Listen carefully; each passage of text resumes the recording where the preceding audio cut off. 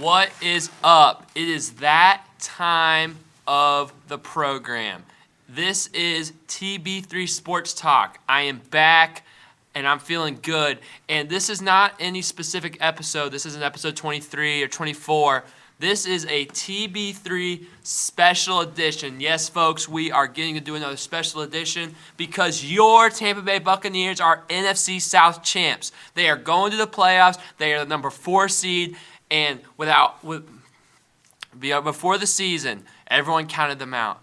They said the Bucs are going to tank. The Bucs are going to go 2-15. The Bucs are not going to be the same without Tom Brady. And look at us now.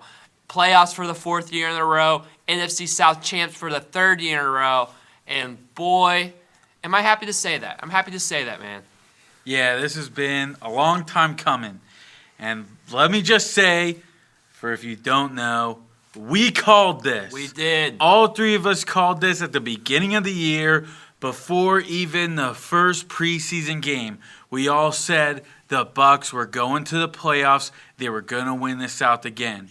All the big fancy media guys, they get paid the big bucks to look beautiful on TV and say nonsense. Or look ugly on TV. They're just a giant echo chamber. That's Colin all it is. Coward. Shut up, they Colin didn't Coward. They didn't Do your believe in homework, us. boys. Come on. This is Super Bowl champion team just a few years ago, and they got almost the whole team there, guys. Come on. You thought the Bucs were going away? They're not going away that easy, guys. Come on. And they might just mess around and win a playoff game, all right? They very well could. And what I mean by that is, if you needed any reason to listen to us, well, there you go. Because maybe we know what we're talking about over here. We do. Maybe we know better than some of the quote-unquote experts. It is us, the TB3 podcast, and we bring the best information and news from Tampa Bay. Had you listened to us, you might have made a buck or two. True. You could have made more than a buck or two. Man, those odds, because I think they had us behind Falcons and Saints.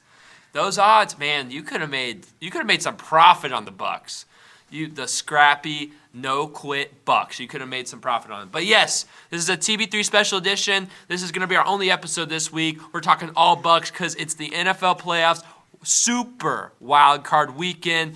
The Bucs are going to host the Eagles on Monday Night Football. For the 2nd year in a row, the Raymond James is going to have a Monday Night Football game in the playoffs. It's going to be electric. And, I just want to say before we get into it, thank you guys for holding it down last week while I wasn't there. I listened to it. I loved it. I had some things I wish I was there to talk about, but we're not going to get into that. So thank you guys. Thank you guys for understanding and listening through this holiday season. I know we've been kind of up and down, had some 2-man episodes, had some funky release dates, including this one. But, it's all worth it because it's New Year. We're going to be back on our good schedule. We got big things coming in 2024. Yeah, we want to pump the content. We want to go to a lot more games. Can't wait, and I hope you guys are just as excited as we are. Oh, and before, I had to get on Joel after listening to the episode because he didn't even mention this on last week's episode. But me and Joel, we corresponded at the Bucs game this Sunday. We were in Carolina, in Bank of America Stadium, to watch the Bucs become NFC South Champs. It was like my next sentence throughout the whole episode. And I'm like, I said it. I totally said it. And I was like, oh, I guess I didn't. I know. I wanted the people to know. But if you follow us on Instagram or Twitter, you did know. So those guys, the true TB3 followers, they knew. So thank you guys for following on those platforms.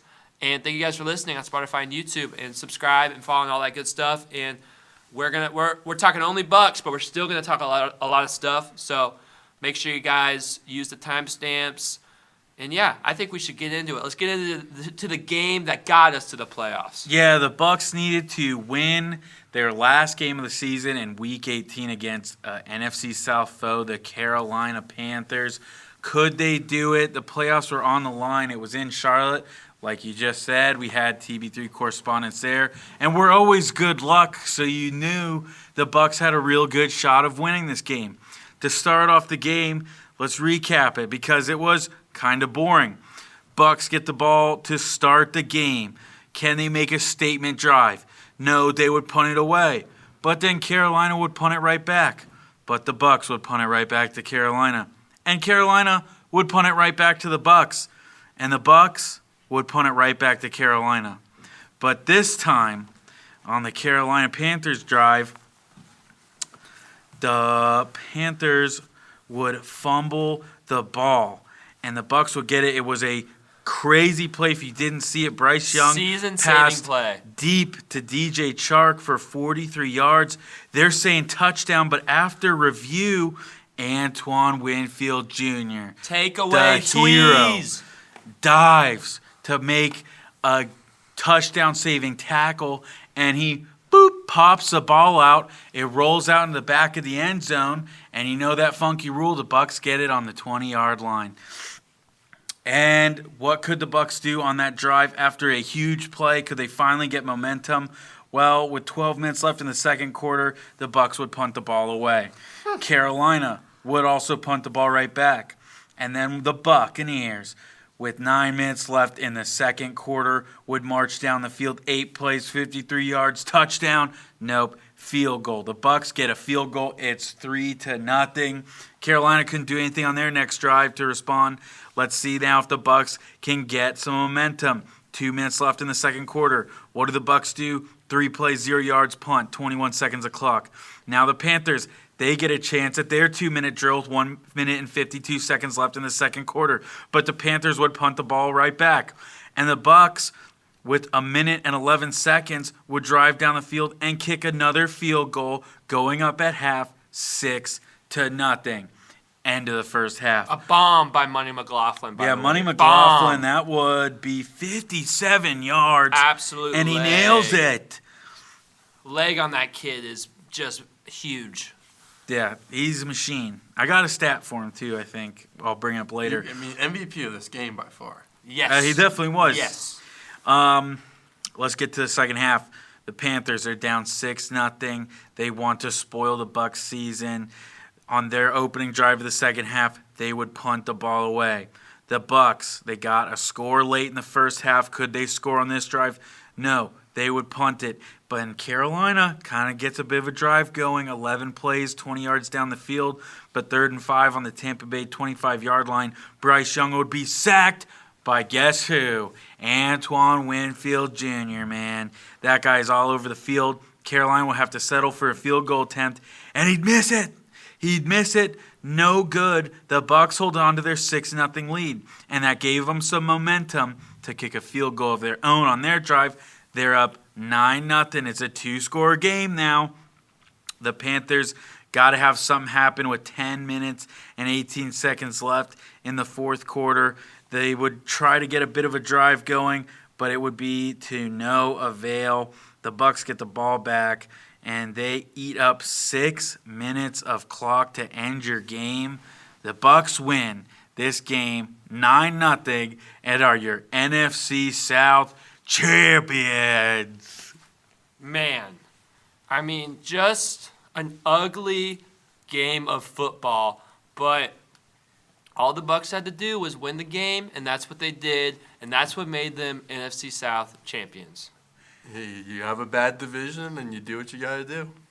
Hey, man, you know what? This was an ugly game. I mean, me and Joel were here, and I can't lie. Just seeing the Bucs punt the ball over and over again, just back and forth, I had a little pit in my stomach. I did not feel good in that first half, but the Bucs defense was lights out. The Bucs offense made a few plays, enough with their banged up Baker, and maybe saving some of their best play calls for the playoffs, maybe. But they made enough plays. Their defense was, extraordinary, and they won. That's all I can say. They won. Yeah, I think you have to give a lot of credit to Todd Bowles for this. I think we've kind of waited for this defense to step up in a big way.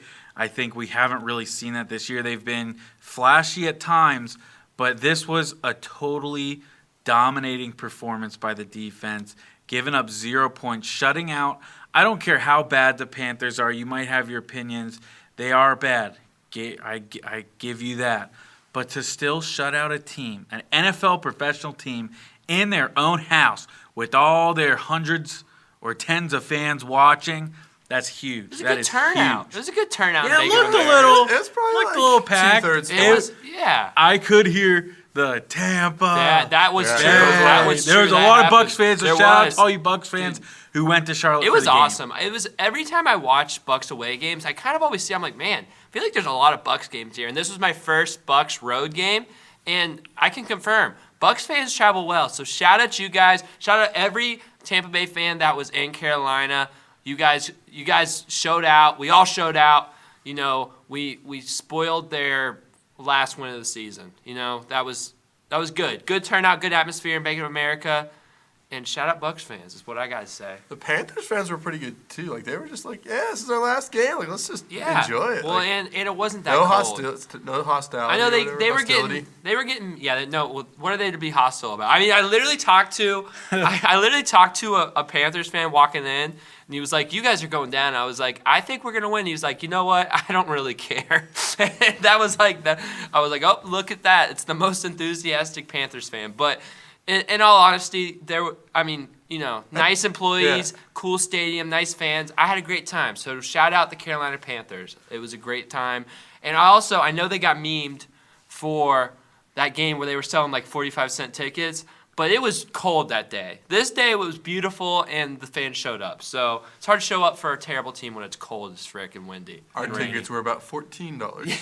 How would you compare the stadium, B of A Stadium, to Ray J? I mean, it's Well, hard to be as good as Raymond It was James. nicer. It was Joel's a Ray J hater, man. I'm a Ray J hater, man. Joel is a Ray J hater. That classic brick on the outside, full enclosed circle all around. I did like I'll that. say this: their scoreboard was not as nice as the Bucs. No, their scoreboard wasn't great, which we were on the bad side. We didn't get the big scoreboard. True. They did not. Okay, pet peeve about some football stadiums: they didn't show any replays. No replays. that's did not. terrible. They didn't, you're They right. did not show any. So that sucks. Bad thing.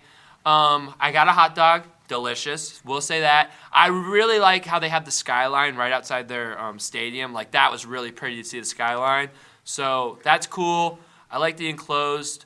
The seats were comfortable. Like it's a nice stadium. It was definitely. I enjoyed it. I would go back. I got no complaints. It's no Raymond James. It's not as pretty as Raymond James. There's no pirate ship. Yeah, no pirate ship and no palm trees. It's not as pretty as Raymond James for sure. But I don't know. The enclosed might have made it a little louder. And also they did this like weird thing with their seats where they were encouraging fans to like hit the seat on the thing. That was their Gotta thing. generate noise somehow. Yeah, right? their keep I thought that was pretty their pathetic. that was their keep pounding, and they were like hitting up the bottom of the seat onto the back of the seat. So that was interesting for sure. I mean, maybe like 20 fans did it, but that was interesting. I like to see traditions, but I mean, it was still not a great. There was not that crazy atmosphere, but it's fun. That's what I would say. I would give it overall experience, a Bucs win, nice stadium, got some good food. I give it an 8 out of 10. Yeah, I'd go like 8.7 somewhere. Yeah. Somewhere. I'll Yeah, go, I'll it was go higher. fun. It was I fun. got Bojangles, so I had a better food That's true. experience. They had They had- Bojangles in the stadium. Bojangles Oh in the man. stadium. Yeah. Oh man. Yeah, it was pretty awesome. I had a great time. But yeah, so I don't know. You guys want to talk offense or talk defense? Let's talk offense because Yeah. there really wasn't a whole lot to talk No. about. We look at Baker Mayfield's stats: 20 of 32 for 137 yards. Shad White, 19 carries, 75 yards. Your leading receiver, Chris Godwin, 6 receptions, 51 yards. And again, nobody scored a touchdown. The Bucs were without a touchdown, and I don't even want to get into it, but they probably did not have that many first downs either because it was that type of game. I'm disappointed with the offense. It doesn't give me a good feeling going in because it's not like if this was just 1 week, but we saw the same struggles last week against the Saints, so it concerns me a little bit. This was by far Dave Canales' worst play calling game, and even Baker Mayfield, this was his worst game this year per Pro Football Focus. I want to say it was like 50.1 he graded out of. Again, for those of you listening for the first time, Pro Football Focus, they give out grades for each player out of 100. It's just like a test you did in school, and Baker got a 50 out of 100. So, yeah, it's concerning. It's definitely concerning. Really not much else to that. There was We nothing got to really 14 see. first downs.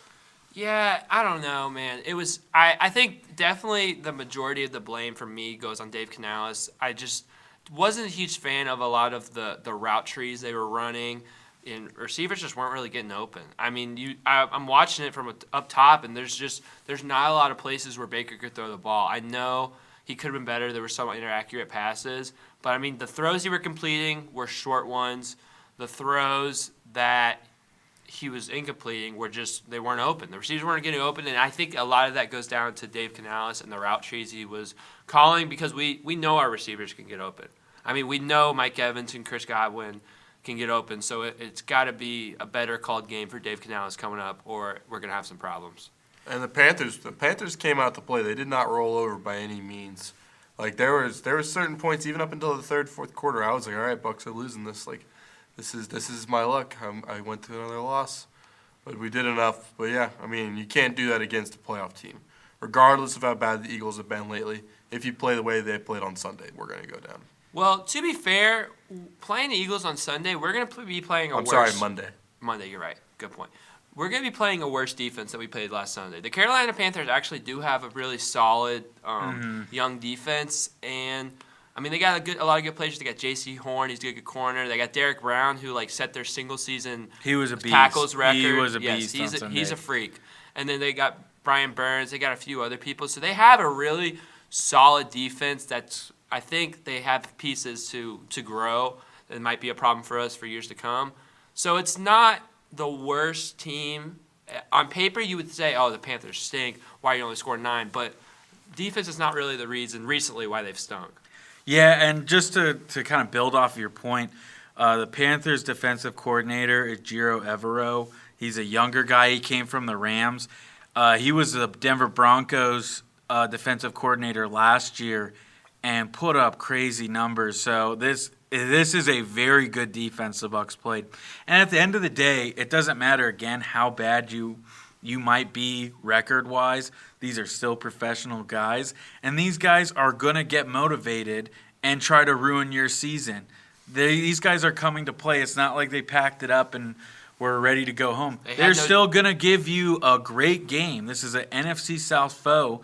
These guys don't like you. It's not like they were just going to roll over for you. And that would be true regardless, but it's even more true because the Panthers don't have a draft pick to play for. They had no incentive to lose. I mean, so usually the players are always playing hard. We've said this before on the show.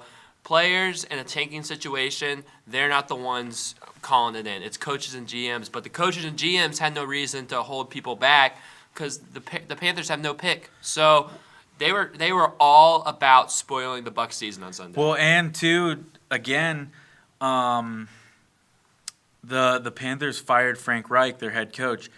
Everybody is playing for a job. This was a job interview. Who's has the right culture? Who has the right work ethic? Who should stay on this team? What coaches should stay? I'm sure the Panthers interim wants to stay there. He probably wants a head coach job. So this was a huge job interview for them. They were going to play hard, and they did.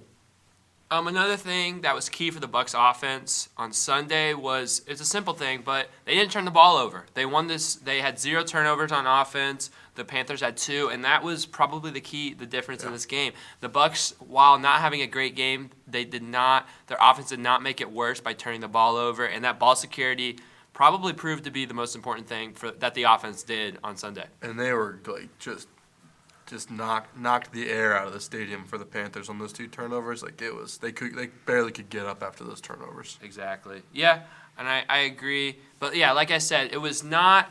I wouldn't say. I think Baker got sacked, 3 times this game, but I wouldn't say it was really offensive line. I mean, a lot of those sacks were coverage sacks. I mean, Baker Mayfield's looking left, right. He's going through all his reads, and none of these receivers or running backs are getting open. So in this game, the Bucs receivers were not getting open. They have to do a better job of doing that. Whether that's play calling or individual route running, they got to get open. That was the biggest problem for the Bucs offense on Sunday. Yeah, they got to get open, and again, Baker Mayfield just has to do a better job with handling the football.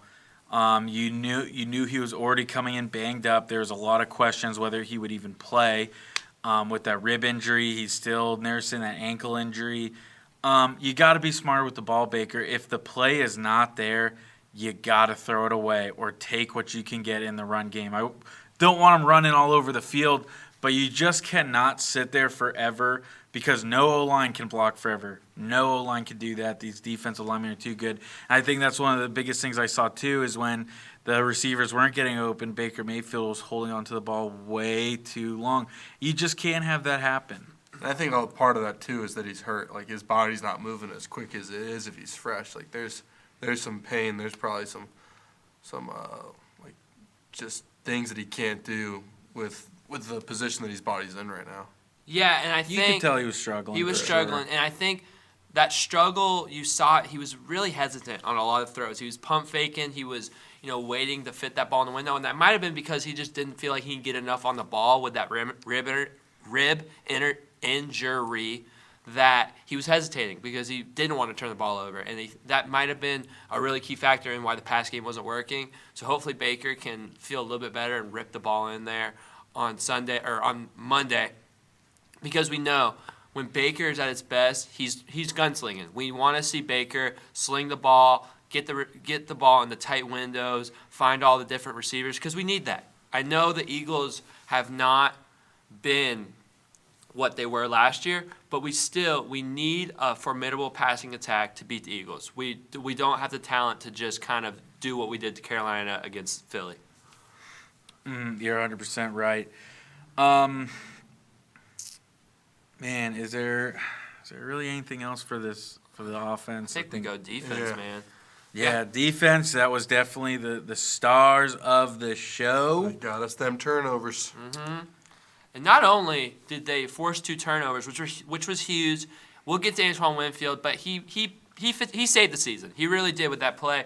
But other than that, big chunk play, the Panthers only had 199 total yards and only 68 passing yards. And 40 of those was on that play. So this Bucs defense was not really relying on the turnovers. They were just dominant throughout. Stopping runs, stopping passes, great coverage, great pressure on the quarterback with 4 people too. They were getting pressure with 4 people, running some stunts. Yaya Diaby had a sack and a tackle for loss going along with 5 tackles. So this was a great game for the Bucs defense. And I agree with Will. You got to give a lot of credit to Todd Bowles. He had a great game plan.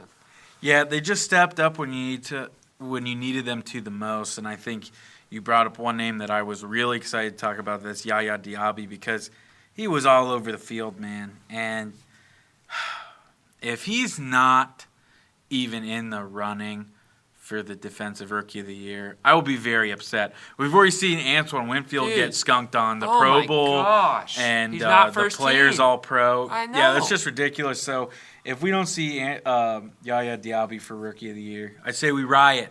We riot, Bucs fans. Yeah, the Bucs Going have been to Cooperstown. Yeah, the Bucs have been absolutely slandered with these awards because Antoine Winfield, he's the best safety in football.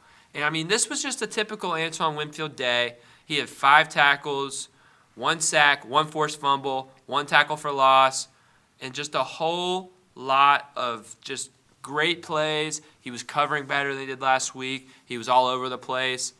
And, I can't stress enough, that fumble that turned into a safety or a touchback, it was so huge. If Carolina goes up 7-0, who knows where that game leads for the Bucs. We already saw the Bucs couldn't score a touchdown. So that was truly the play of the game. It might be the play of the season, honestly. The stadium was starting to get loud at that point. It was like I was starting to sit back and say, okay, we're having one of these games. And then it was silenced out, and it was like, all right, I think we're good. Mm-hmm. I think that play was so huge, and again, just another reason why I was so proud of the defense is you make a play like that, something happens, you usually get enough momentum to maybe your offense can do something on the next drive. They punt it away, but the Bucs still come right back out and shut them down. You just needed them to do everything right, and they were able to do that. So, being on the field for so much, I don't know the time of possession, if somebody could, if our stats guy could find that, but definitely for the amount of time that they were on the field, just what they're able to do is incredible. Yeah, 28 minutes on offense for the Carolina Panthers. The Bucs weren't any better. It was about 50-50, but come away with 0 points, man. That is determination. Yeah, and to add on to Will's point, the defense had swagger. The whole time, and even after punts, because I remember that punt after they got the turnover, I was kind of demoralized. I was like, we're just doing this crap again. And after the punt, the tackle's made in coverage, and I just see all these Bucs players just bouncing in off the sideline, looking like they do not care what the offense does. They knew that they were going to shut out and stop Carolina. They were playing with a swagger that we haven't seen from the Bucs defense in a long time, which is, such an encouraging sign. That's what you get when you have players like Ryan Neal, huge tackle for loss in the game. Devin White, huge tackle for loss. These are the wild cards on our team, and they were playing with confidence and swagger, and the Bucs didn't even give up a point.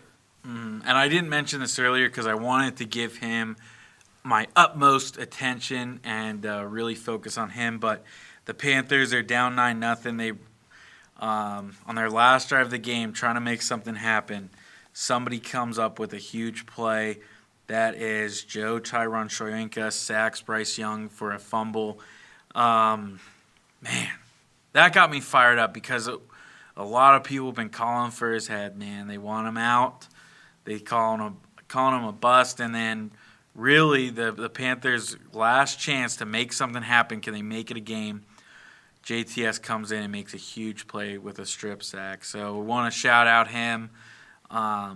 Hopefully that sparks him up. Gets them ready for the playoffs because we need him. We need all the pass rush we can get. We'll get into that in the keys of the game. But I really want to give him his flowers because I've been calling for you all year. I wanted to see something happen, and that's a big play in a big-time situation. So congrats. Thank you, JTS. Yeah, and this was probably the best, if not, or one of the best games for the front four for the Bucs all year. Yaya Diaby, you already mentioned, he got a sack. JTS got a sack. And, they were getting pressure on Bryce Young constantly, whether it was the interior, the ends, and they weren't really having to blitz often to get that pressure, which is huge for the Bucs because we know Todd Bowles can dial up these great blitzes, but when the only way the Bucs get pressure is blitzing, they become predictable, and that's when the defense starts to struggle. So we need the front four to keep playing like this. This is exactly how we need the front four to keep playing to go on a playoff run. I 100% agree. I think it also puts, we've seen it with Antoine Winfield a lot. You blitz a lot. You're usually in man, and the Bucs have struggled in man mightily this year, and they've struggled on third down, and that's when we've seen a lot of the blitzes happen. So if you can avoid that and you can get pressure on these third downs with only 4 guys, let your defense, your back seven, sit back, enjoy the show, play some zone. You're going to have a lot of success. You're not going to see as many third down conversions as we saw with the Saints and multiple times this year. Yeah, the Panthers, for this game, they were only 2 for 12. So that was a great performance by the defense. Yeah, great job.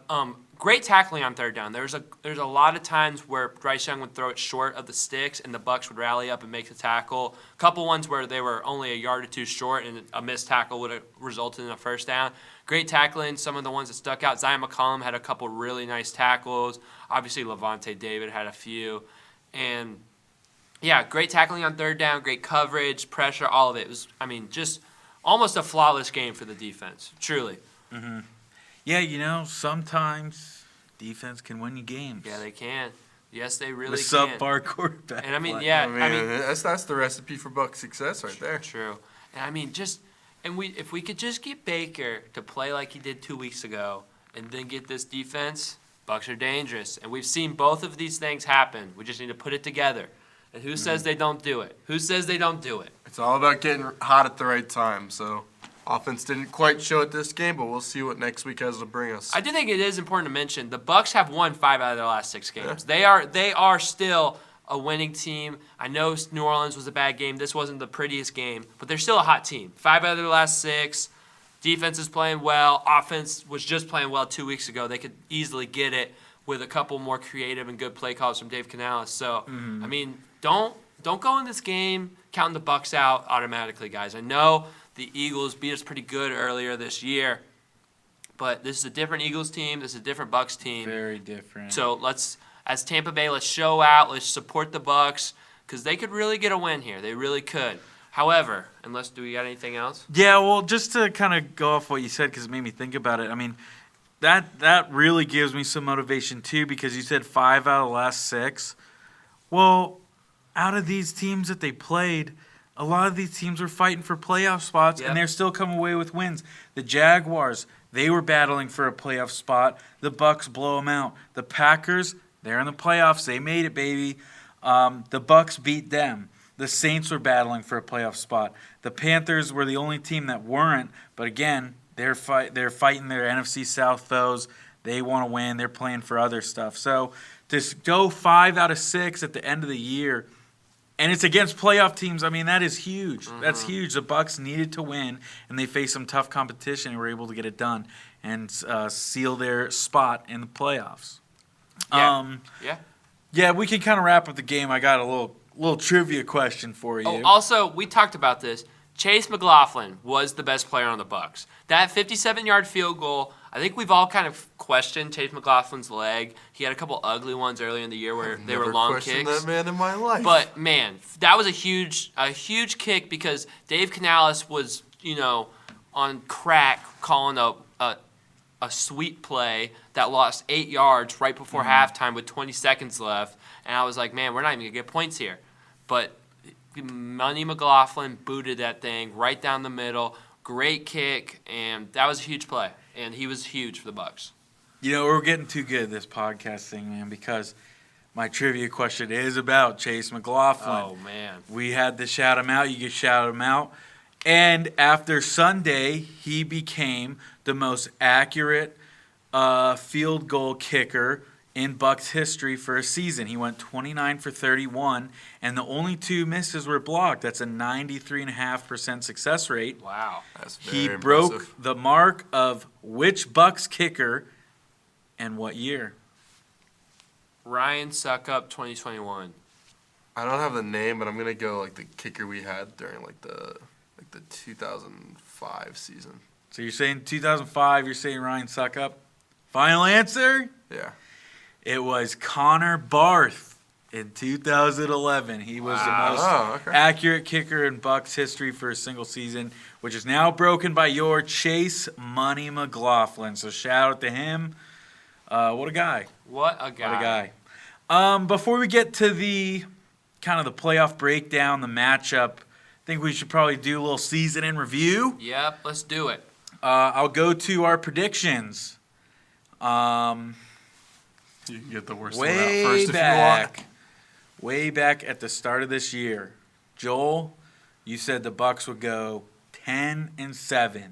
I thought I would have thought it was more negative. You were positive. I was man. a positive little pumpkin back then. Colby, you said 10-7. Houston Texans, man, ruined my whole life, ruined my whole predictions and my day. And I said 9-8. So I get a point. I perfectly predicted the Bucs season. But we were all right there. That's the thing. We were all right there. That's why I wanted to do that. And I think before we get to kind of our favorite moments, we can talk about that. We talked about MVPs. I think we'll all go around the room, say our offensive, defensive, and then maybe just like the best player on the team. Yeah, I can give you guys some stats, too, to help you guys do the MVP arguments. Mm-hmm. So, Baker Mayfield finished the season with 4,044 yards, 28 touchdowns, 10 interceptions. And also, Mike Evans and Chris Godwin both eclipsed 1,000 yards on the season. They are the only wide receiver duo to do that in the past 3 years in a row. So, shout out them. Antoine Winfield, my guy. Takeaway tweez. 122 tackles on the season, 6 sacks, 6 forced fumbles, 3 interceptions, 12 pass breakups. But he's not first team All-Pro. Sure, whatever. And then it's a popularity contest. Yeah, it's just whack, horrible. I mean, Kyle Hamilton. You put the stats side by side. They're not even close. And they still are snubbing my boy Tweez, man. It's not okay. It's not okay. And then also we have Levante David with 133 tackles, 4.5 sacks, 1 forced fumble, and 5 pass breakups. Those were just some of the guys statistically that stood out to me. And I thought maybe that would just help you guys' MVP arguments. So are we going to do one MVP for the season or team, or are we going to do offense and defensive? I like to go offensive defense. All right, I like it. Give both sides of the ball some credit because there's so many guys. I think I'll start. Let's go offense first. I got to give it to my boy Baker Mayfield. I think there was a lot of negativity towards him. A lot of people kind of wrote him off, and even me, I wasn't very too high on him. And that guy put up some crazy numbers. And I think if it's any other team, you're getting considered. Patrick Mahomes getting considered for the MVP with those numbers. Okay? Baker Mayfield even had a better season statistically than Patrick Mahomes did. But you hear no talk about him. He needed to just be efficient, and there was many times that he did that. He was efficient with the ball. He was smart with the ball. We saw the turnovers drop a lot based on some of his former seasons. And I think just the biggest thing to me is he was a warrior. Didn't matter what the score was in the game. It didn't matter how riddled with injuries he was. He was there every game, and he was fighting. He was giving it all. Some of the runs he made, I think it kind of started right there in the first game against Minnesota where he needed to get a first down, stiff arms a defender, gets in his face. I mean, you just kind of knew what kind of guy this was, and I've grown so much respect for him.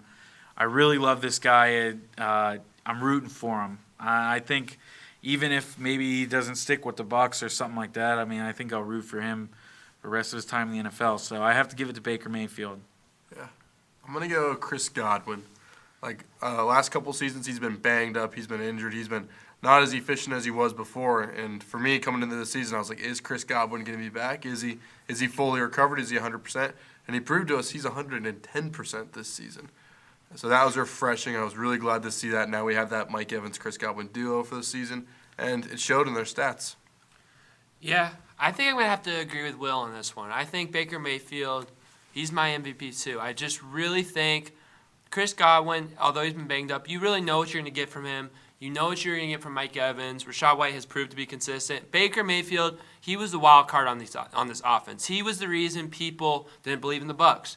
And his play was just much better than I could even imagine. I mean, a 28-10 touchdown to interception ratio is something that Baker Mayfield I don't think has ever done in his career. And he took care of the ball. He made big throws. He was great on third down over and over on the season. And he was the X factor. He truly was, from his leadership and his heart to his plays and the throws he made. So Baker Mayfield to me was what made this offense click, and his just warrior mentality, like Will said, played every single game. I think Joel was the one that said when Kyle Trask didn't make wasn't the start, we're gonna probably see Kyle Trask because Baker Mayfield is bound to get hurt at least one game. It's just the law of averages. We figured at least one game we'd see Kyle Trask because Baker get hurt, but no. Baker Mayfield, he's been banged up. He's had a couple things, but he's played every single game. He's gonna play 18 games at least this season. So that's me. My offensive MVP's got to be Baker Mayfield. What a man. What a dude. I hope he's a Buccaneer next year. I really do. Yeah, I really do. He deserves it at least. He deserves it no matter what. We'll go to defense. I'm going to kind of come out with maybe one you guys weren't expecting. My defensive MVP has to go to Christian Eisen. This guy was an undrafted free agent out of Rutgers. Greg Schiano, he's a great coach. We all know that. Former Bucs legend, right? Undrafted free agent. The Bucs pick him up, handpicked by Todd Bowles, and just comes in and plays with his hair on fire. He was super solid in the run game, super solid in the pass game. His stats for his rookie year, 41 solo tackles, 1 forced fumble, and 2 interceptions. Again, we're talking about undrafted free agent guy. If this was Sauce Gardner last year, they'd be talking for defensive rookie of the year, and you just don't get that. So he deserves a lot of credit for what he did. He had one of the highest snap counts of any rookie, I want to say. I mean, he gave everything he had, and he earned a spot on the team. It's not guaranteed when you're an undrafted free agent like that, man. You don't get the big contract and stuff like that, but he put his head down, went to work, earned a spot, and was one of the most solid guys in our secondary, I'd say. I don't think he missed a game, if I'm mistaken. I don't think so either. So, yeah, shout out to him. That's my defensive MVP. And this is week one. Week one, Christian Eisen came in, and he was the starting nickel, and he played amazing. I think he got one of those interceptions against Kirk Cousins in Week 1, and he was the X factor for our defense. We needed that position. We were not deep at corner, and Christian Eisen provided that and was rock solid for the Bucs all season. So I think that's a great pick. I'm gonna go with the classic answer. I'm gonna say Levante David for this reason. Last year we had guys like Dominican Sue, we had Jason Pierre-Paul. Like we had those older veteran guys, and those were kind of the heads of the house. Like those are the pops, the old guys. And I know that Levante David's been around forever, but this year it just kind of felt like, okay, the old guard's gone. Who's left in the defensive room? Oh, it's Levante David, and he showed up this year. Like it wasn't like, okay, he's in the twilight of his career, he's kind of going out, but he's the voice. He was the voice. He was the role model that you look up to, and he was playing like it too. So he hasn't lost a step yet. Father time hasn't caught up to him yet. Maybe it'll happen sooner than later, but this year he was to be remembered. Yeah, despite some of the injuries he had, missed a couple games, he flew off the screen, man. Talk about somebody we kind of expected. The way he re-signed with the Bucs kind of seemed like a farewell tour, but the way he was playing, man, that dude could play for 3 more years. Yeah, what a if he season. wants to, he's got a contract wherever he wants to go. Yeah, so shout out Levante, man. That was a great season by him, and he's a leader. Well, I'm going to go with the obvious answer. I'm going to go with the best safety in football. Maybe the defensive player of the year in the NFL. Take away Tweez, Antoine Winfield, whatever you want to call him. He was just, spectacular. I said the stats. I'll say them again because, my goodness, he was just spectacular this whole season. And he, like I said, he finished with 122 tackles, 6 sacks, 6 forced fumbles, number 1 in the NFL, 3 interceptions, 12 pass breakups. Those are just video game numbers. There's 17 games, and he's forcing 9 turnovers all by himself. And he probably tipped 1 or 2 more. He just was a great player. He was an X factor for the Bucs all season long, a leader. He was healthy, which is the first time for him for a full season in his career, which is awesome that we get to see the type of player he can be over 17 games. And, man, Antoine Winfield, he is the best safety in the NFL, and he still doesn't get the respect he deserves, but he's going to get the respect he deserves from me. He's my Bucs Defensive Player of the Year, and pay that man whatever he wants. Blank check for that guy. Yeah, seriously.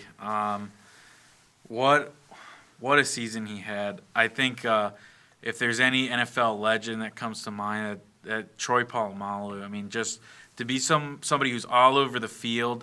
You're talking it's just crazy to me. 6 sacks, 6 forced fumbles, and then you got a bunch of picks. He can do it all. He can do it all. You guys want to know my prediction for Sunday? What? Antoine Winfield is going to have a Rondé Barber-esque pick 6 against the Oh, Eagles. closing out the bet? Mm-hmm. That's what's going to happen. Let's see it. Please give it to me. That's what's going to happen. Please give it to me. We're going to see that video side by side, and it's going to be awesome. He was just all over the field this year, and you got to lock him up. You got to keep him on your team. I do not want to ever play against that man because he is dangerous. No matter where he is on the field, he's dangerous. He is.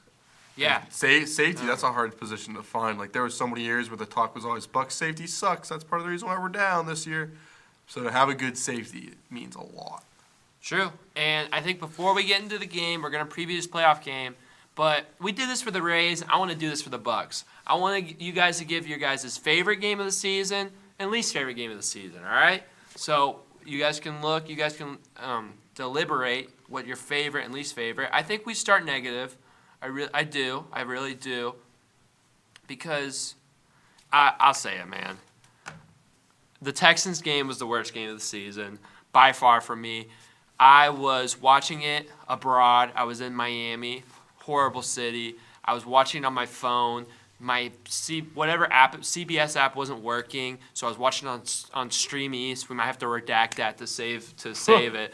But I was watching FBI, sorry, but I was watching it on Stream East. It was lagging. The Bucs were going back and forth. Baker Mayfield was making great throws, but Carlton Davis and Zion McCollum almost made me age 60 years with the coverage they played.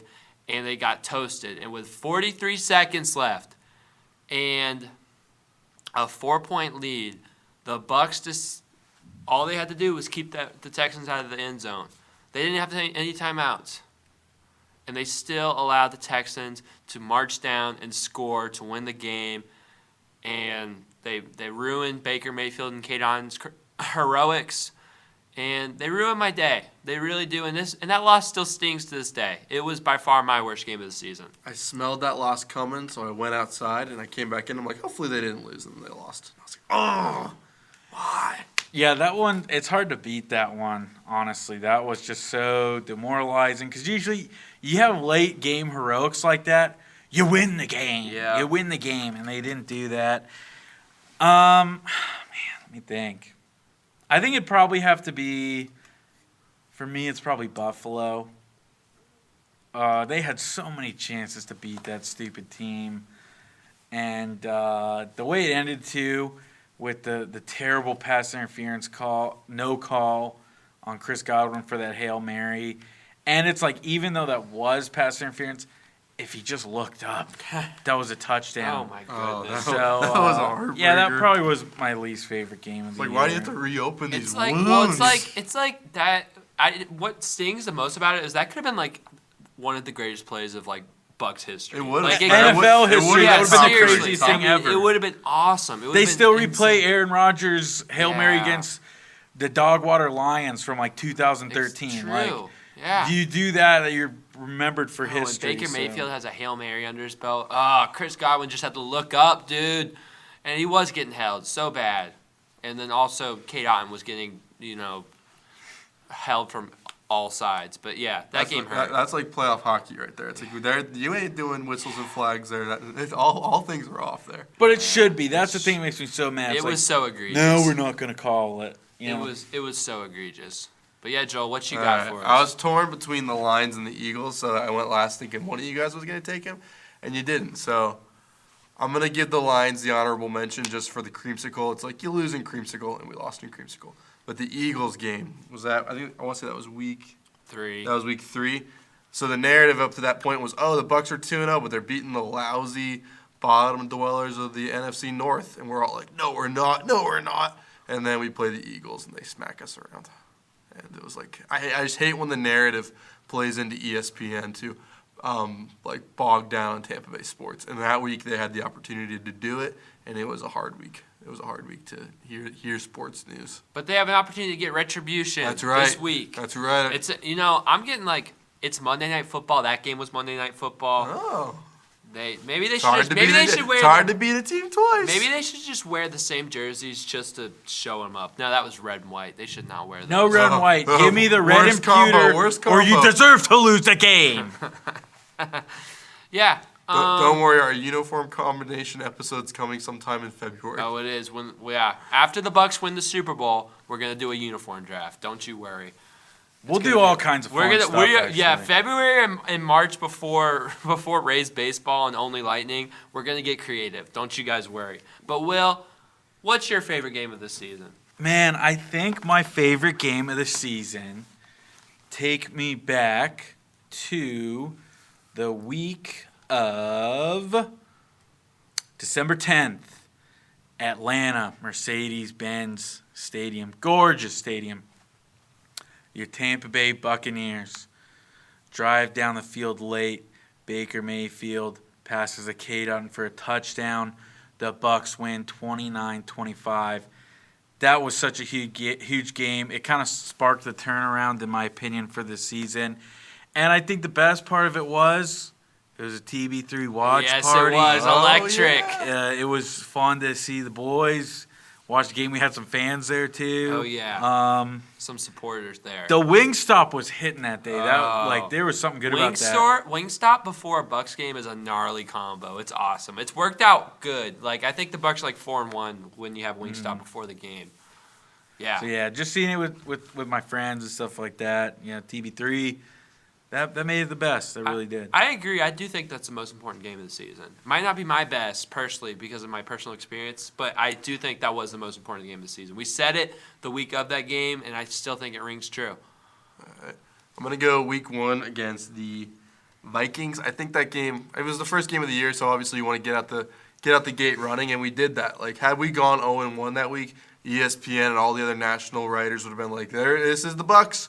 Oh, they haven't won a game since Tom Brady left. Like, you would have seen all those stupid headlines and stuff like that, and it would have set the story, set the line going for the rest of the year. But to win that first game going out just gave the room a essence of confidence that would have not been there. We would have been like, oh, this is what we look like without the veterans in the room. But we got that first one under our belts, and look where we are now. We're talking about the playoffs. Yeah, I really think, it's kind of crazy to think that how long ago that was. But I still think, regardless of the ups and downs of the season, that game really was important. I think the Bucs It was a close game, too, 20-17. It was a super close game. Yeah. The Bucs needed to show that they've kind of turned the next chapter of their team. And I do think that really set the season to where it is today. Yeah, being in the and that, playoffs. and you got to remember that was at Minnesota in US Bank Stadium, rowdy atmosphere, first game of the season. I think they were having like a whiteout or something. And then also, that was a fully healthy Vikings team. They had Justin Jefferson, they had Kirk Cousins, they had all their pieces. That's a formidable team. That was a playoff team last year. Yeah, they were picked to go finish first this year. Yeah, that's a formidable team, and the Bucs went in there and made huge plays on defense with turnovers, a huge bomb to Mike Evans from Baker Mayfield. That was our first, glimpse into what Baker Mayfield was going to become in this 2023 season. I think it's a great pick. That was a great game. However, for me, I got to go a little biased because I got to go a game that I was in attendance for, and this was on beautiful Christmas Eve, a little chill, but not too chilly. Christmas Eve, the Bucs are on a 3-game winning streak. They are looking to get back to 500. And they're playing the Jacksonville Jaguars, a team that we thought was a bona fide playoff team. And we thought, man, this could be a tough game. Trevor Lawrence, he's playing in this game. But the Bucs come out. I'm in attendance with my family. We're having a good time. It's Christmas Eve. We already went to church. And the Bucs come out and dominate the Jaguars from opening snap to the end of the game. And my goodness, that's the best the Bucs have looked all season. Great offense, great defense. Devin White revenge game, getting 2 huge turnovers forced. There was nothing not to love about that game. It was awesome. That was a sick game. You are good luck for. Yeah. Is that a sneak peek? Sure. Do I gotta get in Ray J for this game? I think I might have to. We gotta go. I don't know, man. What are you, like 1-4? I'm 2-0 this year. Season. 2-0, okay. 2-0 this year. That's all I gotta say. But man. at Ray J, 1-something. Well, hey, it's like 1-2. 1-0 this year. 1-0 this year. It depends if we're looking at the glass half full or half empty. Oh, and I'm glass full until I die. But yeah, that was a great game. That's our picks. And yeah, I think we got to get to it, man. I think we got to. It is time. Like we mentioned, your Tampa Bay Buccaneers are playing in the Super Wildcard weekend, Monday night, 8:15, January 15th, and they're facing the Eagles. And the funny thing about this game, they played the Eagles on Monday night, and they lost 25-11. But here's the thing, guys. That was week 3. A lot of season has been played. A lot of things have played out. And I personally don't think this is the same Eagles team the Bucs saw in week 3. What do you say about that? And I don't think it's the same Bucs team either. But yeah, just to look back at that game, like Will said, week 3, long time ago, months and months have passed. TB3's been holding strong though. Isn't it a little? Don't you guys feel proud? You look back, you're like, that was a long time ago, but we were covering it then. We're still covering it now. Yeah, I died that episode. You guys wrote me out of the script. We had to resuscitate you. That was a Luke episode. I remember that. Yep. I remember I made a clip we were talking about Rachaad White, and look at where he's become. 990 yards for Rachaad White, man. Just a brutal break. 10 yards away from 1,000 yards on the season. He should get 1,000. I know it's like just give him the ball one more time. But yes, in this game, week 3, the Bucs did lose this game 25-11 to the Eagles, and they got dominated. They really were not in this game for the majority of it. And the key in this game is pretty simple. The Eagles ran for 201 yards to the Bucs 41 in this game. The Eagles were also 10 for 16 on third down, and the Bucs offense was stifled the whole game, only totaling 174 yards in the entire game. So that was not probably one of the ugliest games for the Bucs. It was Joel's worst game of the season for good reason because they got dominated. So the Bucs have got to find a way to have more success on both sides of the ball this Monday night. Mm-hmm. Yeah, offense is going to be huge. I said earlier in the show it was a little concerning how their offense has played the last 2 weeks. I'm not going to sugarcoat it. You definitely saw it if you watched the last 2 games. So I think offense is going to be huge for your Tampa Bay Buccaneers. You can't get held to 170 total yards of offense. That's just unacceptable. And I think it starts up front with your offensive line. It's kind of been the theme all year. Eagles have spent a lot of money building up a strong defensive line, one of the best in the game. They drafted Jalen Carter first round this year from Georgia. Huge monster in the interior. Your offensive line has got to step up, and you got to have a solid run game. You cannot rely completely on Baker's arm. He is banged up still. We've already mentioned that. You got to establish a ground game, which is, I think, is one thing they definitely didn't do the first time around. Yeah, I mean, this was Aaron Stinney-less Bucs. This was back when we had Matt Fielder playing. The Bucs rushing attack has shown to be much more of something since Aaron Stinney has taken over at that guard position. And yeah, the Bucs have got to be able to establish the run. It doesn't have to be a dominating run attack for the Bucs to win, but it does have to be effective. You got to get into that 100, 80, at least 80 to 100 yard range to have a chance. And another key is they got to stop the run. There is in no way can you let a team run for 200 yards and win that game. And the Eagles ran for 200 yards in that game.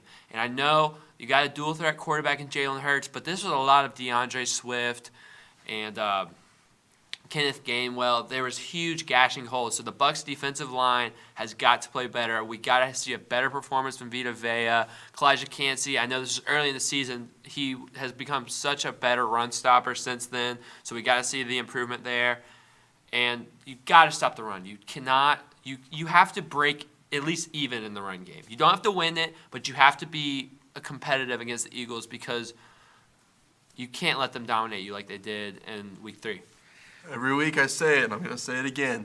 Win the turnover margin. And good news to those listening, the Eagles last week had 4 against the Giants. 4 turnovers. So they're coughing the ball up like it's mucus. So win the turnover battle, and we got a really good shot to win this game. Yeah, I think that's big to bring up. The previous week, it wasn't anything different for the Eagles. They didn't have a first-round bye. They weren't resting starters because they had division on lock. No, the Eagles were battling to get a home playoff game. They were tied for the first in the NFC East with the Cowboys. They had everything to play for. It's not like they were sitting anybody out. And this team got manhandled by Tyrod Taylor and the New York Giants.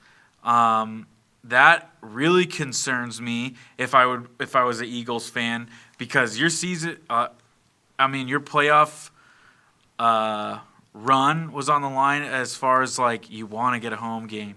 You desperately want to get a home game to start the playoffs, and they totally blew it. And it's got to be demoralizing for that locker room. And now they have to face Tampa Bay Buccaneers and Ray J. Yeah, and just to kind of expand upon the struggles that they had last week, this isn't a one-game thing. The Eagles have been struggling for a while. They're 1-4 in their past 5 games, and they are allowing on average 28 points per game for their opponents in these last 5 games. So their defense, I think, has been the main issue for them. Their defense has not been able to stop the pass, not been able to stop the run. They have been exposed, if you will. They've had some injuries, and they've just had some players that aren't playing well. And you look at it, it's especially shown in that linebacker position. They tried to go out and get Shaq Leonard to fill it, but their linebacker is a weak part, and the Bucs can expose that by using their receivers in the middle of the field to, get some yards because that's what other teams have been able to do. Yeah, Shaq Leonard definitely wasn't the guy in Indianapolis.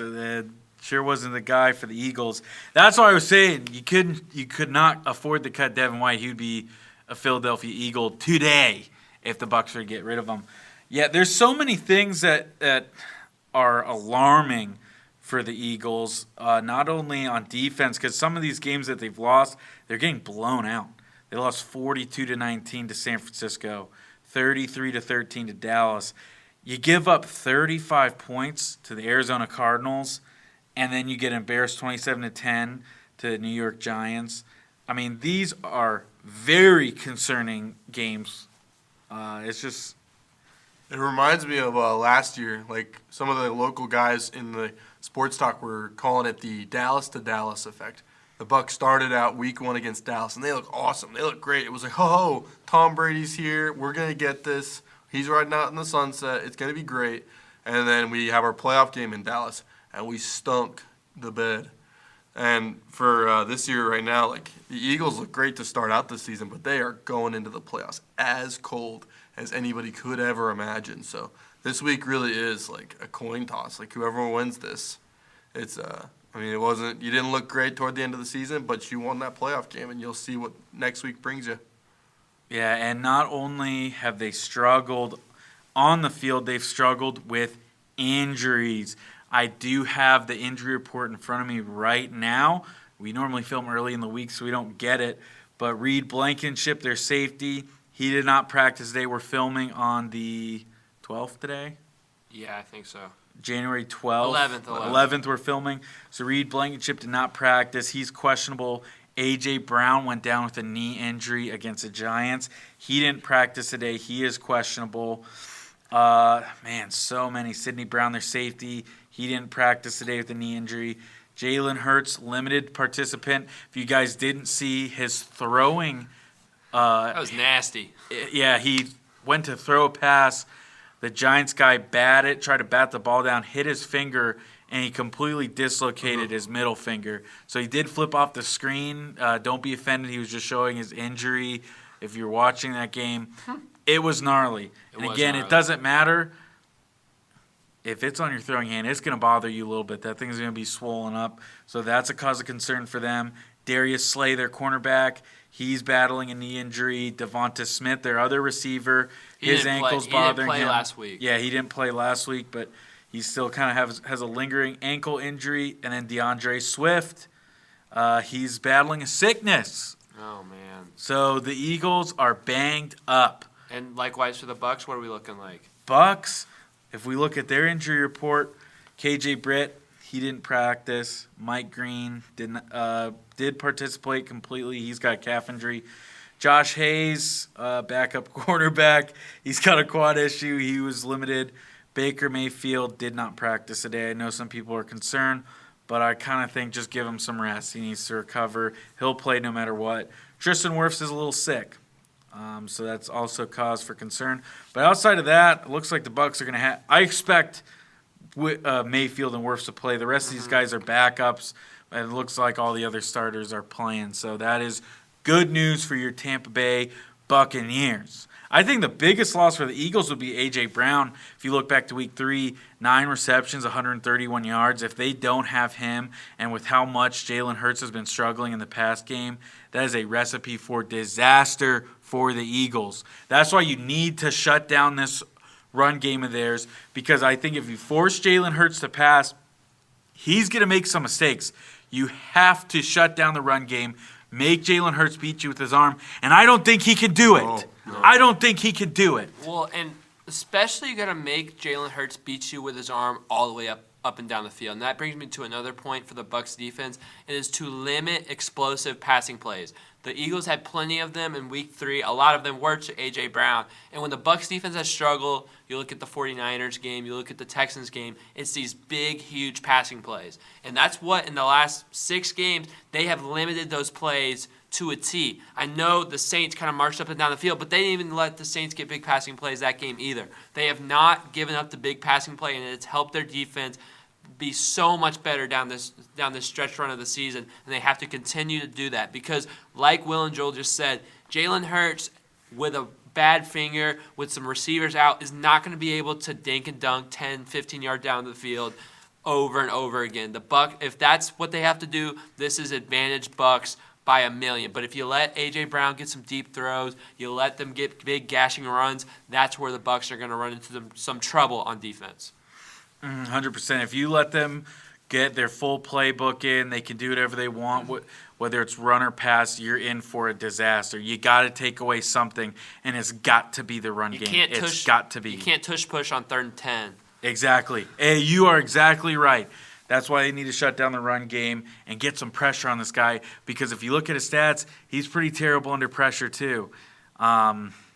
So yeah, that is a must for the Bucs defense. Shaq Barrett, I'm looking at you, man. Let's have a big breakout game, Shaq Barrett. Playoff Shaq. Playoff Shaq, baby. Come on. Shaq Barrett, let's get some sacks. Let's get pressure with 4 people like we did last week. Vita Vea. Vita Vea, I think, was banged up in this game. He played, but he didn't play well. So I want to see Vita Vea's impact with that strong interior line. He's got to shut down the run game, He's got to. Kalijah Cansey, Logan All, Greg Gaines, all these people.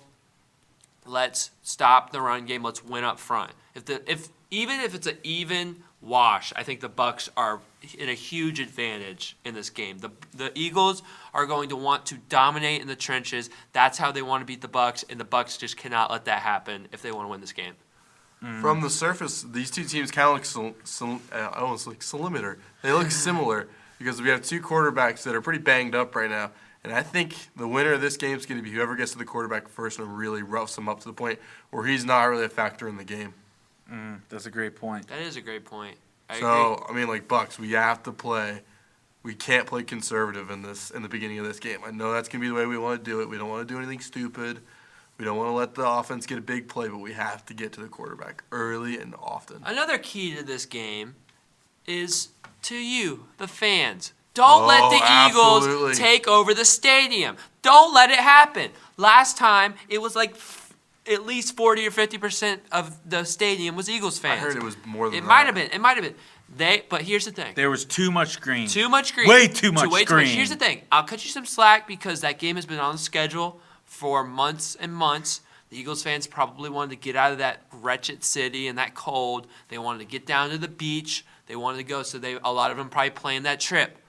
This is not one of those situations. The Eagles had 1 week to prepare for this. They should not be outnumbering you in your stadium. The ticket prices are reasonable. Reasonable ticket prices. We were going to get on to the Bucs if they overprice and outprice their fans in their own stadium, but they're not. Those are reasonable ticket prices. You can get upper deck seats for $100, even below $100. You can get lower bowl seats. They're dropping. They are dropping. They're dropping. So if you got the money, if you got the time, get out to Raymond James. Make it an electric atmosphere. This is a Bucs team that has defied the odds all season. They've played with no quit. They have never at any point quit. They've given 100% from Baker Mayfield to the defense to the offense. It did not matter. They have been warriors all season, fighting through injury, fighting through adversity to get this home playoff game. So let's give them a great atmosphere and let's give them a boost from us, the Tampa Bay fans. The fans. Let's go. And I'll say this, to you season ticket holders out there, you got your season tickets. You better not. You got your season tickets when Tom Brady was playing and Gronk was out there. I don't care if you locked into 2 or 3 years. Don't sell your stinking tickets. Do not do it. To this game. This is what you're paying for. You're paying for playoff football. And you're selling your tickets? Well, you better make sure that you're selling them to Bucs fans, or you should just go. That's why you have season tickets to go to the games. And I know there could be something. We understand. We're the TB3 podcast. We're for the working man. We know you might have something going on. Can't play make golf it. On another day. There's always something in life that comes up. I understand. But if you have season tickets or you already had tickets to the game, something comes up, make sure you are giving it to a Bucs fan. Please don't just throw them on Ticketmaster or resell them. Make sure you're giving it to a Bucs fan who wants to go to this game. That's my thing. 2024 is the year Tampa Bay shows out in their stadiums. All right, let's set the tone for this year. And let's just face the facts, Bucs fans. It's going to be 50-50. We got to be loud. I don't think it's going to be 50-50. It's going to be 50-50. I don't think so. It's cheaper for Philly people to come down, get an Airbnb, get a ticket, and maybe even get a flight than it would be to hit up Delco's too. Yeah, hit up Delco's. You know they love Delco's. Yeah. So there's going to be Philadelphians in the house. There is, but let's not make it 50-50. Let's try to make it 70-30 and then drown them out. Would be nice. Make them wish they stayed in Philly. Yes. Yep. If you're there, get rowdy. Don't fight anyone. And though. we're going to be there, and we're going to be getting rowdy. We're going to be rowdy. Best believe we're going to be rowdy. Yeah, I mean, that's our last keys. That's it. We said is it time to predict? I feel like there's more on the table. Like, Well, we went through the injuries. Do we want to let the cat out of the bag? Like, I don't know. Let's do our Todd Bowles. Wait, This is a good talk. It's like basically becoming a segment of the week at this point. It's like, how's Todd Bowles this week? How hot is his seat this week? Yep. So here's the thing. Todd Bowles, I'm going to say it right now. If you get embarrassed in your own stadium like you did last year, you will not be the head coach of the Tampa Bay Buccaneers. And I feel pretty firmly about that. I think that's what a lot of the fan base feels. If you lose close, if you win, you're back. You're back for sure. I'm going to go even firmer than that. I'm going to say, Todd Bowles, if you lose by 2 possessions, you're done. Okay. You're done. That's fair. That's what I think. That's my opinion on it. Look, if you've watched this show for a long time, you know I'm a defender of Todd Bowles. I am, because I just don't. I want to see the Bucs succeed. I want to see everybody succeed. I want to see a dynasty be formed. I don't want to see them try to figure out somebody else and tank. I don't want to see this team ever be bad. It might happen one day. They might be bad, but I don't want to see it. And this guy, Todd Bowles, took you to the playoffs. He did it. You have to give him credit. That man is your head coach. The last game of the season, the playoffs were on the line, and he won it for you. And it was his defense that did it. This guy deserves credit for getting this team to a winning record, NFC South Championship, and a playoff game. So, look, I think he's kept his job for next year. It'd be crazy to fire him for him getting you to the playoffs this year. I would say, though, in the rare chance, because I just don't see it, if the Bucs were to get blown out, I'm talking blown out, really something that hasn't happened to them all year. True. No, I'm on your side. I don't think they're going to get blown out, but if they do, he's gone. That's the only way to consider it, is if you get blown out and you're sloppy. Other than that, I think he definitely deserves another chance. Again, you cannot blame him for everything wrong, and on the other hand, not give him any credit for all the stuff that went right this year. Your Bucs are in the playoffs when everybody doubted them and nobody expected it. So you either do believe they are a 9-8 team, like we were saying, because this is what you get. You're going to struggle at times, but you win in the end. You get to the playoffs. That's my take. If you're going to blame him for the things you do wrong, that's fine. But give him credit where he deserves, and he definitely deserves it.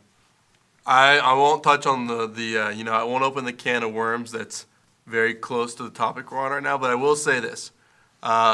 Recently I was watching Star Wars with my nieces and nephews, and there's these scenes throughout Star Wars where Darth Sidious is like, "Let out your anger, strike me and I will become even stronger." And I feel like the Bucs did that to the Panthers this week. The Panthers were like, "Beat us, and you'll think that your head coach is here to stay, and it'll be good, and you'll be happy, and you'll be satisfied for the moment. But in the long run, you'll be weaker than you've ever been because you have your head coach for another year." That's the negative side of me talking. But now I'll say this. One of the guys I was listening to today getting ready for this show, he said that this kind of reminds him of the Tony Dungy era where Tony Dungy would take the team to the playoffs. They'd win 1 or 2 games, but then they'd go out real quick. Didn't sniff the big game. They had that time during the Rams where they got close, but that was the closest they got. Terrible call. Wasn't alive to see it, but I believe it. So there's that. But other than that moment, he lost first game, second game a lot of the time. But he built up that defense, and then we were able to hand it off to another coach, and then we went to the Super Bowl. So that could be what we're seeing right now. But I don't think Todd Bowles is going to be the one to get us to a Super Bowl, but he could be building something right now that we can hand off to somebody in the future. And that's my point exactly. He might not be the guy long term, but if he can keep you afloat for the next 2 years to where you've kind of fixed your salary cap issues, you've got some solid depth, you've had all the guys you want to sign stay and let go some of the dead space, that's fine. But I think at the end of the day, when we're talking about year to year, he deserves another year.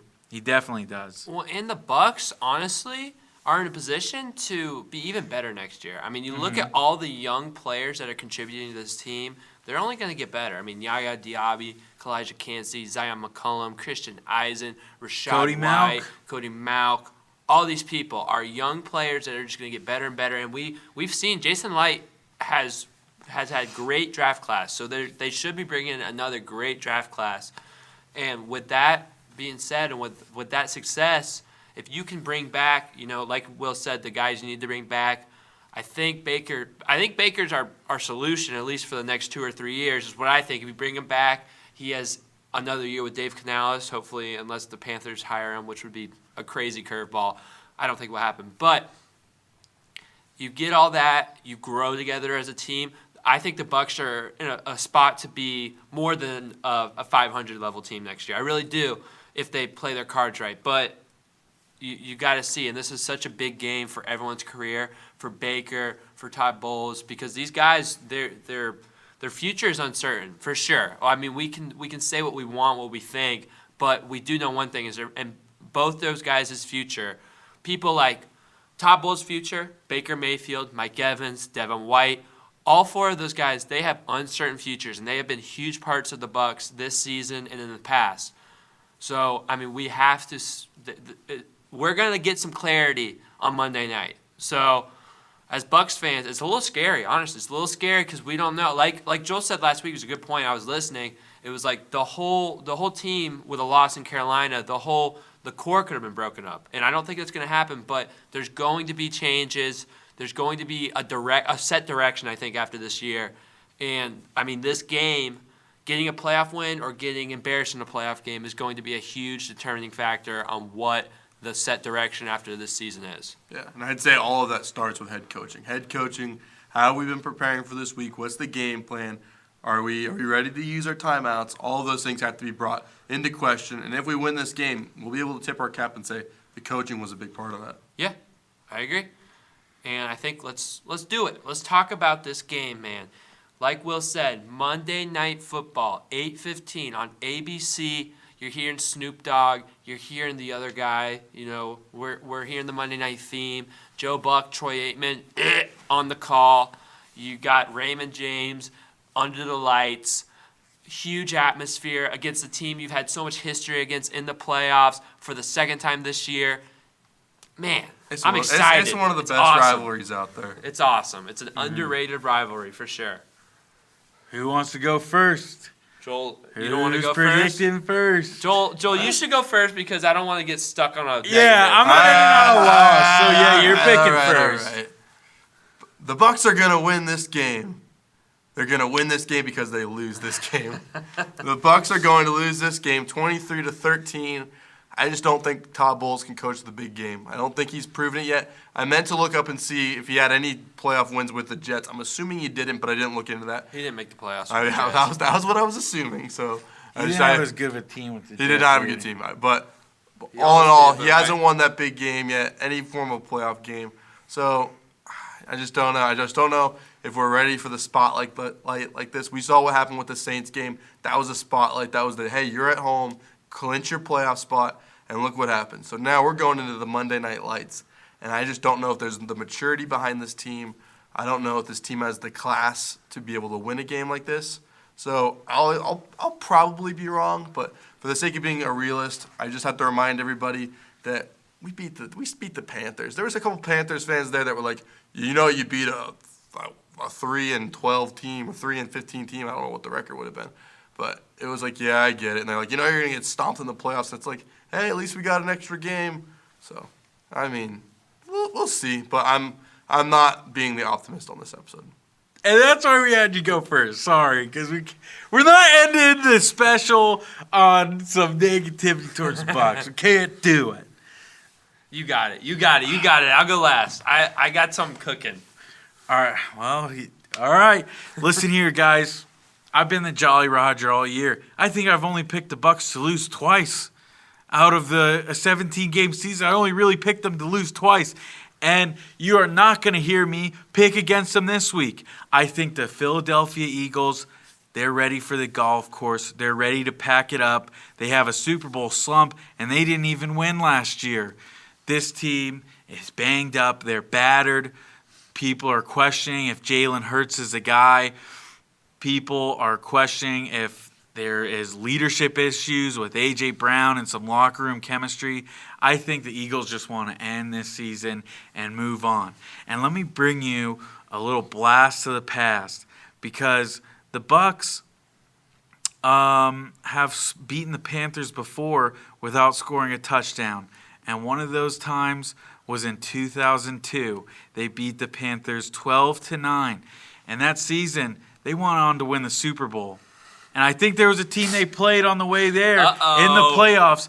And I think they're going to beat them again. That's right, your Tampa Bay Buccaneers. They are going to beat the Philadelphia Eagles 23-19. Ooh, that's really close. That's too close, man. We'll just drop the ESPN stat of all time on you guys, but I love it because it benefits the Bucs. You know what? I'm going to say it. The Bucs season, we started this episode off with, the Bucs season has been filled with such highs and such lows. They've won close games. They started off 2-0, huge wins. Then they hit a little bit of reality check against the Lions, against the Eagles, and we thought, man, are these Bucs going to roll over? Is this really? Are we wrong? Are we as TB3 wrong? Are the Bucs just not that good this year? But then they kept scrapping back. They were 4-7 in the middle of the season with December on the horizon and a freaking hurricane in Raymond James Stadium, and they could have rolled over. But no, they threw a bomb to Mike Evans. They won that game, and then they kept winning. They went to Atlanta. They went to Lambeau. They beat the Jags at home on Christmas Eve, and then they did. And when nothing was going their way, nothing was going away, there was a run. DJ Chark's running for the end zone. You know what they did? Did they let him get in, Will? No, they did not quit. Antoine Winfield chasing them down, forcing the fumble. That's what the Bucs do. They don't quit. And they're playing a team full of quitters. They got people running podcasts on the Eagles. They got people making Christmas albums on the Eagles. They got divas. They got a dumb idiot coach who just says random stuff. They got Jalen Hurts who's thinking of his motivational quote after they take the L in this game. Because the Bucs are winning this game. They are the hot team. They are 5-1 in their last 6. The Eagles are 1-4 in their last 5. It is home. Bucs fans are going to show up. They're going to show out, and so is the team. Baker Mayfield is going to be Big Nuts Baker. He's going to rip some balls. He's going to play with his whole heart, his career on the line. He's going to play like the warrior he is, and the Bucs are going to win this game 26-17. That's what I love to hear. That's what I'm talking about. So I love to hear. Bucs, and we're going to see it. Yeah. We're going to see it in person. We're going to be there. Oh, I'm juiced right now. Let's go. Let's go. I'm fired up, man. Make sure to support your team. Keep it going. I want to have another episode next week doing the same thing. Yes. So, yeah. And if you go to this game, I don't care what the score is, you stay in your seat until the last second of the clock goes off the board. I agree. Don't let them take over the stadium, and make sure they hear it if we win. And fire the cannons, seize the day. Crew, you know what to do. Fire the cannons! Let's go. But yes, thank you guys. We're wrapping up. We are just so ready for some Bucs football. Hopefully we'll correspond at the game. I think we got to, man. I'm juiced right now. I'm ready to go. But so I don't know exactly we don't know what the outcome of this game is. So we don't exactly know what the schedule will be next week. Are we going to have a full episode? Are we going to have 2 episodes, a special edition? I don't know what's going to happen. We really don't know, but we will be more flexible. Hopefully you guys are flexible with us because we love you and you guys love us. We will be able to record an episode earlier in the week because obviously me and Joel were out of town, so that's why this episode's going out so late. So thank you guys for bearing with us. If you guys have made it and maybe you guys clicked here accidentally and you're just like, what is happening? There's timestamps on the video. You guys can go wherever you want. We got a bunch of different topics we talked about this episode. And if you're on YouTube, please hit the like button. Leave a comment. What do you think the score of this game is going to be? Are the Bucs going to win? Are they going to lose? Is this the end of the Bucs score? Is this only just the beginning? Let us know. Subscribe on the YouTube. Follow on Spotify. Hit us with the 5 stars. If you guys are looking for content, maybe content at the game, follow us on Twitter and Instagram. If we're there, we're going to have videos of what's going on. I had plenty of videos going on of the Panthers game. And we're going to keep it rolling. So follow us on Instagram, follow us on X/Twitter. And go Bucs, man. Thank you guys for listening. Yes, thank you guys so much. Fire the cannons, get them going.